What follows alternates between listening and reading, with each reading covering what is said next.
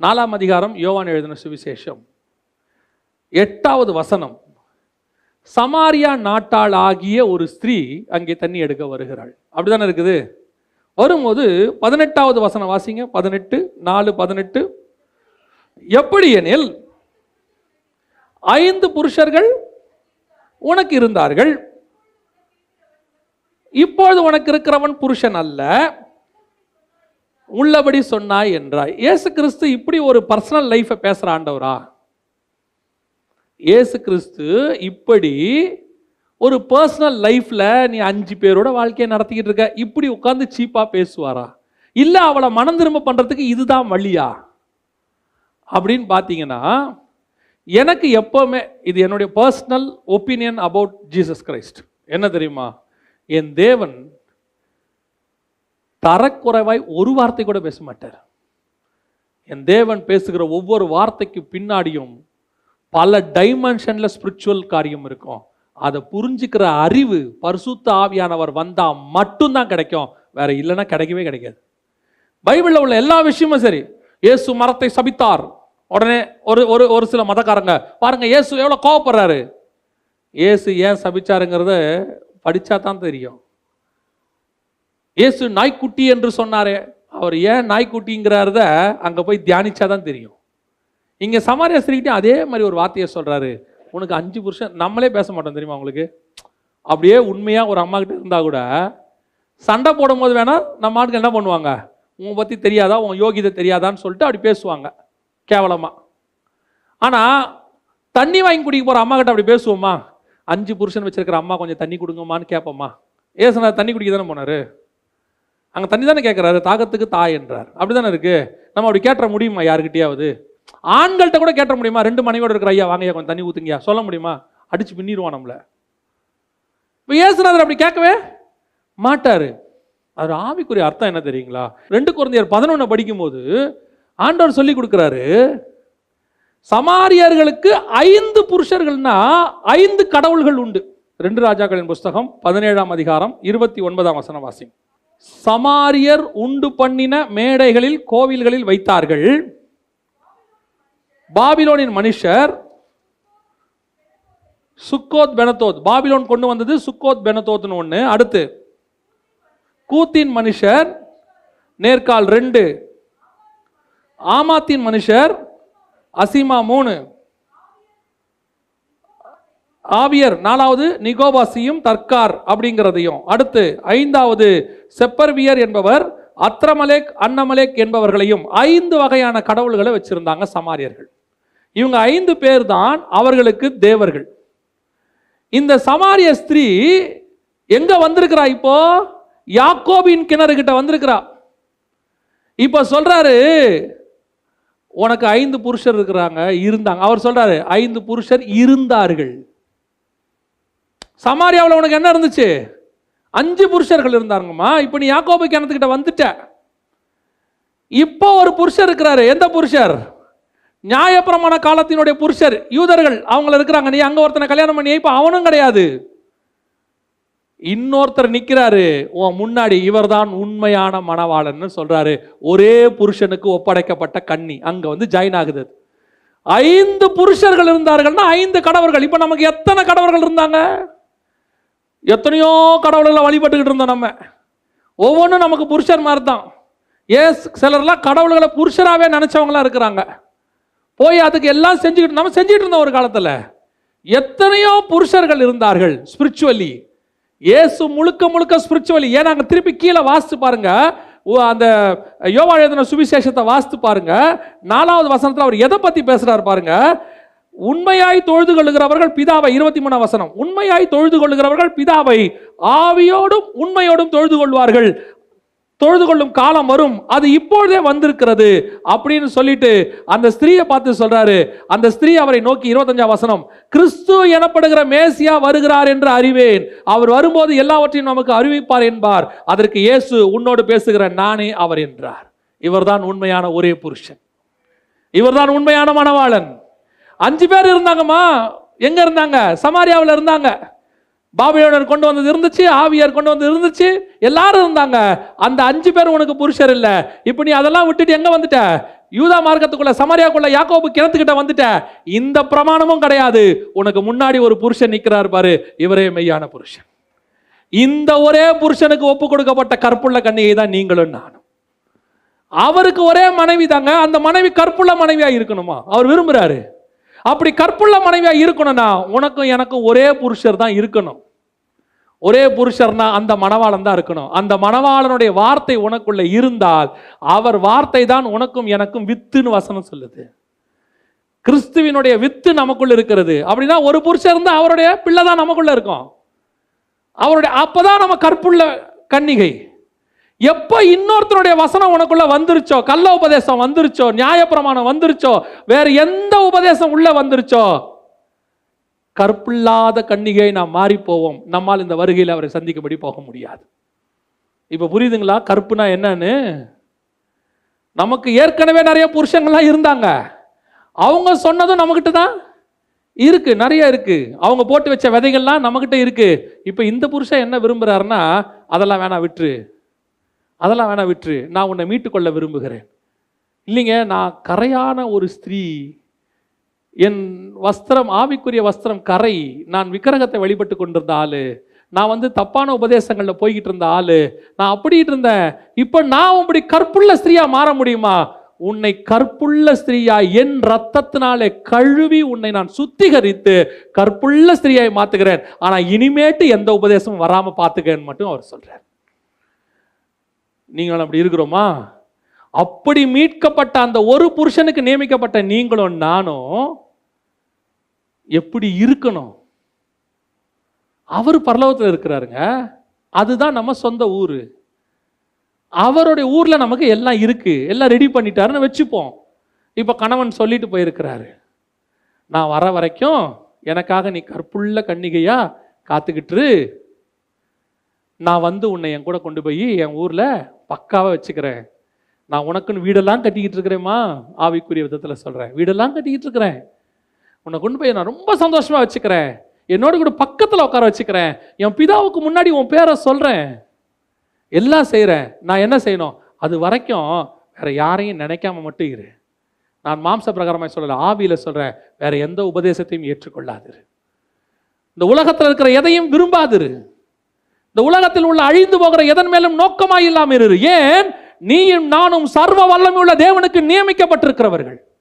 உங்களுக்கு தெரியுமா, ஊர்கள் எல்லாம் பார்த்துருப்பீங்க, நேர்ந்து விடப்பட்ட ஆடுன்னு இருக்கும். கோயிலுக்கு நேர்ந்து விட்டுருப்பாங்க. அந்த ஆட்டு மேல ஒரு பாரத்தையும் ஏற மாட்டாங்க. அந்த ஆட்டுக்கிட்ட பால் கறக்க மாட்டாங்க, அந்த மாட்டுக்கிட்ட பால் கறக்க மாட்டாங்க. அது பாட்டுன்னு ஊரை சுத்தி ஜாலியா போகும். அதுக்கு ஒரு மரியாதை இருக்கும். அதை யாராவது அடிச்சா அடிக்கிறவனை அடிப்பாங்க. அது கோயில் மாடு, அது என்ன செய்யக்கூடாது? அடிக்கக்கூடாது. அதுக்கு என்ன இருக்குது? அது என்ன வேணா செய்யும், அது பாட்டுன்னு போகும். ஆனா உங்களையும் என்னையும் கர்த்தர் அவருக்குன்னு நேர்ந்து விட்டுருக்கிறார். இந்த பூமியில உன் மேலேயும் என் மேலேயும் எவனும் கையை வைக்கவே முடியாது. என்னை தொடுகிறவன் அவருடைய கண்ணின் கருவழியை தொடுகிறான் என்று வசனம் சொல்லுது. ஆனா அவர் சொல்றாரு, மாடே, நான் உனக்கு எல்லாம் செஞ்சேன்றதுனால ஊர் சுத்தாத, இஷ்டப்படி சுத்தாத, எல்லாத்தையும் திங்காத. பார்க்குற இடத்துல இல்லைங்க, அந்த மாடு பேப்பர் திங்குது, அந்த மாடு திங்கும். நீ எனக்கென்று நியமிக்கப்பட்டவள். நீ என்ன சாப்பிடணும், என்ன சாப்பிடக்கூடாது, நீ எப்படி உடுத்தணும், எப்படி உடுத்தக்கூடாது, நீ எப்படியெல்லாம் வாழணும், எப்படி வாழக்கூடாது, எல்லாவற்றையும் நான் உனக்கு தெளிவாக எழுதி கொடுத்துருக்கிறேன். காரணம், நீ எனக்கென்று நியமிக்கப்பட்ட கற்புள்ள கன்னிகை. உனக்குள்ள ஒரு மாசு மறு வந்தாலும் உன்னை நாங்கள் கூட்டிட்டு போக முடியாது எங்க அப்பா கிட்ட. ஏன்னா எங்க அப்பா யார் தெரியுமில்ல, அவர் எங்கிட்டயே பரிசுத்தம் பார்த்தவர். பிதா எப்படிப்பட்ட தேவனா? உண்மையும் பாவத்தை பார்க்க மாட்டாத சுத்த கண்ணன். அப்படிப்பட்ட அப்பா கிட்ட கொண்டு போய் உன்னை இன்ட்ரோடியூஸ் பண்ண போறேன். அப்ப நீ எப்படிப்பட்ட கற்புள்ள கன்னிகையா இருக்கணும்? இப்போ போய் ஒரு ஏர்போர்ட்ல நின்னாலே உடம்புக்குள்ள எதையாவது பதுக்கி வச்சிருக்கிறோமான்னு ஸ்கேனர் பார்த்துருமாமா. எங்க அப்பாக்குறாரு, அங்கிருந்து இங்கிருந்து ஸ்கேன் பண்ணி ஆத்மாக்குள்ள பார்த்துட்டு வரா, உள்ள யாராவது வச்சிருக்கிறியான்னு. நீ ஊரை ஏமாத்திரலாம், தேவனை ஏமாற்ற முடியாது. நீங்க ஊழியக்காரனை ஏமாத்திரலாம், தசமங்கா நீங்க கொடுத்துடலாம், நல்ல காசு கொடுத்துடலாம். நிறைய பேருக்கு இன்னொரு கான்செப்ட் இருக்கு, என்ன தெரியுமா? நல்ல ஊழியக்காரனுக்கும் ஊழியங்களுக்கும் செஞ்சிட்டோம்னா நம்மள பரலோகத்துல ஃபர்ஸ்ட் விஐபி கிரீன் சிக்னல் உள்ள கூட்டு போயிருவாங்கன்னு. நீ எவ்வளவு செஞ்சாலும் செய்யா விட்டாலும் உன் பாவத்தை காசு கொடுத்துலாம் உன் கற்பை வாங்க முடியாது. அதெல்லாம் அங்க அவர்கிட்ட செல்லுபடியாகாது. பக்க வழியாய் நுழைகிற எவனுடைய சத்தத்துக்கும் செவி சாய்க்காமல் பரலோகத்திலிருந்து விழுந்து கொண்டிருக்கிற சத்தத்துக்கு மட்டும் செவி சாய்க்கிற அந்த விருத்த சேதனம் உள்ள காதுகள் இருந்தால் மட்டுமே நீங்களும் கற்புள்ள கன்னிகை, நானும் கற்புள்ள கன்னிகை அவருக்கு முன்பாக நிற்க முடியும். இது உங்களுக்கு கொடுக்கப்படுகிற எச்சரிப்பு தான். எந்த எச்சரிப்பு? எப்படி இருந்தாலும் போயிடலாம், தேவன் அன்பானவர், எதை செஞ்சாலும் போயிடலாம். எப்பேற்பட்ட தியாகியான கணவனும் ஒரு பாவமாக இருந்த விபச்சாரியை கூட ஏற்றுக்கொள்ளக்கூடிய கணவன் கூட எனக்கு நியமிக்கப்பட்ட பிறகு உண்மையாக இருக்கணும் தான் நினைப்பான். விபச்சார வேலை பார்த்தவங்கள கூட இருப்பாங்க, அவங்கள கூட மன்னிச்சு ஆண்டவர் ஏற்றுக்கொள்றாரு. ராகாப்பா ஏற்றுக்கொண்டாங்க, ஒரு விபச்சார ஸ்திரீக்கு மன்னிப்பு கொடுக்குறாரு. ஆனால் அதுக்கப்புறம் தேவன் சொன்னது என்ன? இனி பாவம் செய்யாத. இன்னைக்கு நிறைய பேர் சொல்லி தெரியுறாங்க, என்ன பாவம் செஞ்சாலும் இயேசு மன்னிச்சிருவாரு, செய்ய போகிற பாவத்தை மன்னிச்சிருவாரு. என் தேவன் எப்படிப்பட்டவர் தெரியுமா? நீ செய்த பாவத்தை மன்னிக்க நான் தயாராக இருக்கிறேன், ஆனால் ஒன்று, இனி பாவம் செய்யாத. ஏன் தெரியுமா? நான் உனக்காக ஒரு கற்புள்ள கணவனாக காத்து கொண்டிருக்கிறேன், நீ எனக்காக கற்புள்ள கன்னிகையாய் காத்து கொண்டிரு. நான் பரிசுத்தராய் இருப்பது போல நீங்களும் பரிசுத்தராய் இருங்கள். இதுல எங்கேயாவது, நான் திருப்பியும் சொல்றேன், சரீரத்தை விட 100 மடங்கு நீங்கள் உங்கள் ஆத்துமாவிலே உண்மை உள்ளவர்களாக இருக்கணும். நிறைய பேர் நம்மகிட்ட இருக்கிற பிரச்சனை என்னன்னா, சரீரத்தில் என்ன செய்ய மாட்டோம்? தப்பு செய்ய மாட்டோம். உண்மை உள்ளவர்களாக இருப்போம், கணவனுக்கும் இருப்போம், கர்த்தருக்கும் இருக்கும். ஆனால் எங்கே தப்பு நடக்கும் தெரியுமா? கொஞ்சம் ஆவிக்குரிய வாழ்க்கையில் வளர்ச்சி வர வர வர அந்நிய போதனை என்னும் ஒரு கற்பை கெடுக்கக்கூடிய காரியம் உள்ளே வரும். அதில் ரொம்ப கேர்ஃபுல்லாக இருங்க. கடைசியாக ஒன்று சொல்லிட்டு நான் முடிக்கிறேன். இப்போ ஏவாள்கிட்ட அந்நிய போதனை வந்துருச்சு. எங்கே நுழைஞ்சிருச்சு? தோட்டத்துக்குள்ளே நுழைஞ்சிருச்சு, ஏவாளுக்குள்ளே வந்துருச்சு. அந்த போதனை கருவாகி உருவாகி யாரா பிறகுது? காயினா பிறகுதாமா. 1 யோவான் 3:12 வாசிக்கிறோம். பொல்லாங்கானால் உண்டான காயினை போல. நீங்கள் நினச்சிக்காதீங்க, இந்த உபதேசம் வந்த உடனே உங்களுக்குள்ள கிரியை செய்யும், வந்த உடனே தெரிஞ்சிடும். அதெல்லாம் தெரியாது. காயின் பிறக்கிறதுக்கு எத்தனை மாதம் ஆச்சு? அவங்க பிசாசுடைய பேச்சை கேட்டு பழம் சாப்பிட்டு அதுக்கப்புறம் தான் ஆதாம் யாரை அறிந்தாரு? ஏவாளை அறிந்தார். அதுக்கப்புறம் காயின் எப்போ பிறந்திருப்பாரு? 10 மாதம் கழிச்சு. அப்போ உபதேசம் உள்ளே வந்து அது குழந்தையா பிறக்கிறதுக்கு எவ்வளோ மாதம் ஆகும்? அப்போ உபதேசம் உடனே தெரியாது, கொஞ்ச நாள் ஆகும். சபைக்குள்ள வந்தது, வீட்டுக்குள்ள வந்தது, உனக்குள்ள வந்தது, நீ உன்னுடைய கற்பு போனதே உனக்கு என்ன செய்யாது?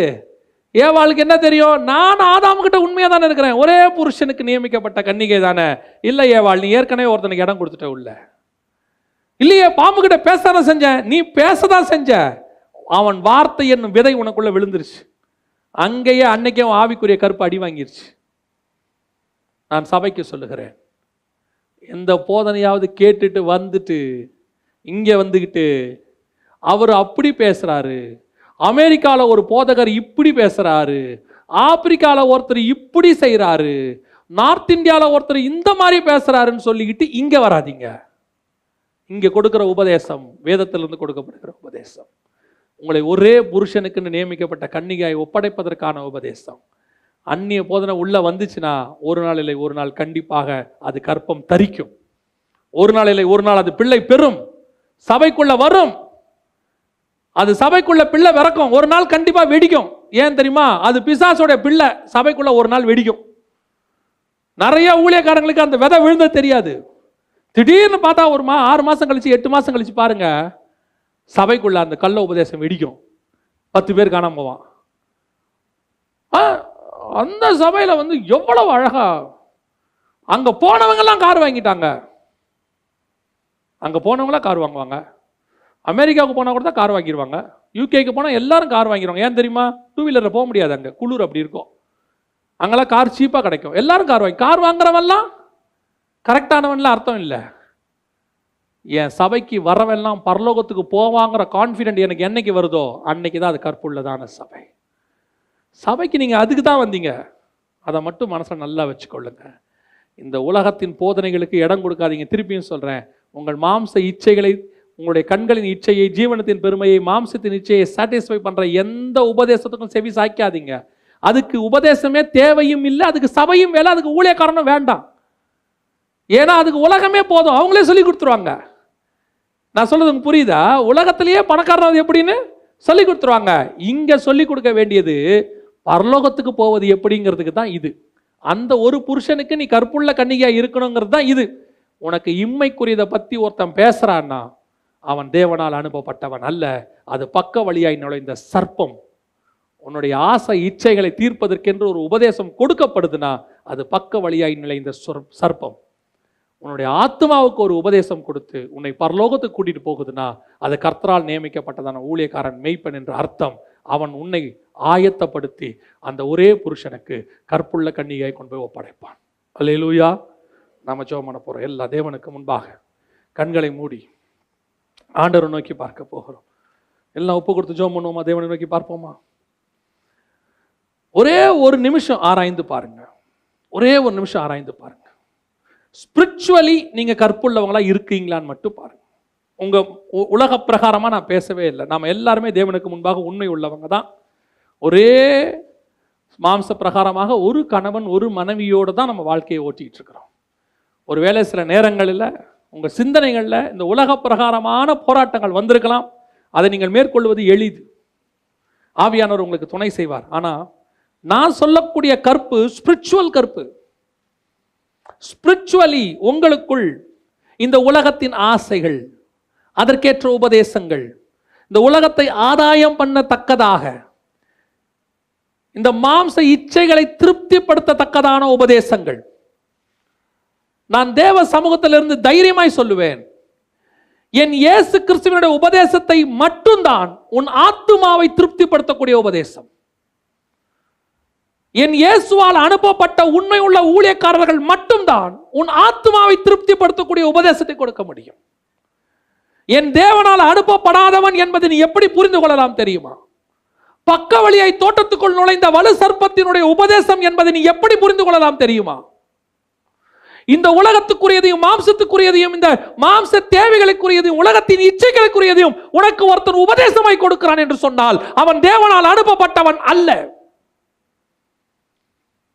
உன்னை கற்புள்ள கன்னிகையாக ஒரு தகப்பன் தன் மகளை கொண்டு போய் அந்த கணவன் கையில ஒப்படைக்கிற வரைக்கும் எப்படி ஒரு கர்ப்ப வேதனைப்படுவானோ அதே போல எந்த ஊழியன் படுகிறானோ அவனே தேவனால் அபிஷேகம் பண்ணப்பட்ட ஊழியக்காரன். ஊழியத்தையும் விசுவாசியும் ஆதாயத்துக்காக பயன்படுத்தி அவர்கள் கையில் இருந்து ஆதாயத்தை எதிர்பார்த்து அதற்கேற்ற மாதிரி உபதேசங்களை கொடுத்து அவர்களையும் இச்சையில் தூண்டி அந்த இச்சையில் இவனும் விழுகிறவனா இருப்பானால் அவன் தேவனால் அனுப்பப்பட்டவன் அல்ல. நீ இவ்விதமாய் அவர்களை புரிந்து கொள்ளலாம். உலகம் அவர்களுக்கு பாத்திரமாய் இருக்கவில்லை. அவர்கள் ஆட்டுக்குட்டியின் தோலை போர்த்தி கொண்டு, மாட்டு தோலை போர்த்தி கொண்டு தங்களை மறிக்கவும் அவர்கள் ஒப்பு கொடுத்தார்கள். சிலர் பட்டயத்திற்கு தங்களை ஒப்பு கொடுத்தார்கள். சிலர் தங்கள் பிள்ளைகளை சாக ஒப்பு கொடுத்தார்கள். சிலர் அக்கினியை ஜெயித்தார்கள். ஏன் இவ்வளவு பாடு தெரியுமா? அவங்க இம்மைக்குரியவங்களா இருந்திருந்தாங்கன்னா இந்த பிரச்சனையெல்லாம் அவங்களுக்கு இல்லை. அவங்க மறுமைக்குரியவங்களா இருந்ததுனால தான் இந்த இம்மையில் அவ்வளோ பிரச்சனையை சந்திச்சு ஜெயிச்சாங்க. இந்த முழு வேதாகமும், குறிப்பா புதிய ஏற்பாடு முழுவதும் மறுமைக்குரியதை குறித்தே பேசுகிறது. இம்மைக்குரியது தானாய் வரும், தானாய் வரும். நீ ஆராய்ந்து பார். இனி எனக்கு உலகம் பாத்திரமானதல்ல, நான் தேவனையும் அவரையும் பரலோக ராஜ்யத்தையும் முன்னிறுத்துவேன், பின்பு இவையெல்லாம் எனக்கு கூட கொடுக்கப்படும் என்று நான் அறிந்திருக்கிறேன். இத்தனை ஆண்டு காலம் உன்னுடைய வயது 35, 40, 50, 60, 70, பலத்தின் மிகுதால் 80 இருக்கலாம். இத்தனை ஆண்டு காலம் உன்னை நடத்தின ஆண்டவர் ரிமைனிங் டேஸ்ல நடத்தாம போயிடுவாரா? இத்தனை வருஷம் நீ கேட்டு கேட்டு தான் நடத்தினாரா? இத்தனை வருஷம் நீ கிளைம் பண்ணி தான் கர்த்தர்கிட்ட பில் வாங்கினியா? இத்தனை வருஷம் நீ பெற்ற ஆசீர்வாதங்கள் எல்லாம் நீ கேட்டதுனால உனக்கு கிடைச்சிச்சா, இல்ல கர்த்தர் உனக்கு கொடுத்ததா? நீ அவரை அறியாதிருந்த போதே உன்னை அவ்வளவு அழகாய் நடத்தி கொண்டு வந்த தேவன் அறிந்த பிறகா உன்னை கைவிட போகிறார்? உன் தாயின் கருவில நீ அவரை தெரியாத போது நீ வெறும் ஒரு சதை பிண்டமாக இருந்த காலத்திலே உன்மேல் கண் வைத்து ஆலோசனை கொடுத்து உன்னை ஜீவனோடு கூட வெளியே எடுத்து இம்மட்டும் நடத்தின தேவன் இனிமேலா உன்னை கைவிட போகிறார்? இன்னும் நீ இம்மைக்குரியதுக்காக அவரை தேடுவாயானால் உன்னை போலையும் என்னை போல பரிதபிக்கப்பட்டவன் உலகத்தில் ஒருவனும் இருக்கவே முடியாது. நாம் அவரால் ஆவியோடும் உண்மையோடும் தொழுது கொள்ளும்படி அழைக்கப்பட்டவர்கள். இந்த உலகத்தில் இருக்கக்கூடியதான எல்லா புருஷரும் நமக்கு புருஷர்கள் அல்ல. நமக்கென்று நியமிக்கப்பட்ட ஒரே புருஷன் அங்கே இருக்கிறார். ஒப்பு கொடுத்து ஜெபம் பண்ண விரும்புகிறவங்க எல்லாம் உங்களுடைய கரங்களை ஆண்டவருக்கு நேராக உயர்த்தி உண்மையாய் கர்த்தர் இன்று உங்களோடு கூட இடைப்பட்டிருப்பாரானால் மட்டும் ஆண்டவரே, நான் உமக்கென்று நியமிக்கப்பட்ட ஒரே கன்னிகையாக, நீர் எனக்கு எப்படி ஒரே புருஷனோ நான் உமக்கு ஒரே கன்னிகையாக, கற்புள்ள கன்னிகையாக, கரை திரையற்ற மனவாட்டியாக, கர்த்தருக்கென்று காத்திருக்கிற மனவாட்டியாக, வா என்று அழைக்கிற மனவாட்டியாக, ஒவ்வொரு நாளும் எதிர்பார்த்திருக்கிற மனவாட்டியாக நான் காத்திருக்க ஒப்பு கொடுக்கிறேன். ஆண்டவரே, ஒப்பு கொடுப்போமா? சர்வ வல்லமை உள்ள எங்கள் தகப்பனே, அருமையான நேரத்திற்காக உமக்கு ஸ்தோத்திரம். மகிமையுள்ள கரத்தில் எங்களை தாழ்த்துகிறோம். நீர் நியமித்த அந்த ஓட்டத்தில் நாங்கள் முடிவு வரைந்து ஓடி முடிக்க, நெருங்கி வருகிற பாவங்களை உதறி தள்ளிவிட்டு ஓட, இந்த உலகம் எங்களுக்கு பாத்திரம் அல்ல என்பதை புரிந்து கொண்ட ஆண்டவரே, பாரமான யாவற்றையும் உதறி தள்ளிவிட்டு ஓட, நாங்கள் பந்தய பொருளை பெற்றுக்கொள்ளத்தக்கதாக ஓட, எங்களுக்கு நியமிக்கப்பட்டதை வாஞ்சையாய் தொடர கர்த்தர் கிருபை பாராட்டுவீராக. எங்களுக்கு கொடுத்த சபையையும் அப்படியே கொண்டு போய் பரலோகத்தில் சேர்க்க எங்களுக்கு கிருபை பாராட்டும். மகிமையுள்ள கரத்தில் தாழ்த்துகிறோம். எங்கள் ஆண்டவர் இயேசுவின் நாமத்தில் ஒப்பு கொடுத்து ஜெபிக்கிறோம். எங்கள் ஜீவனுள்ள நல்ல பிதாவே.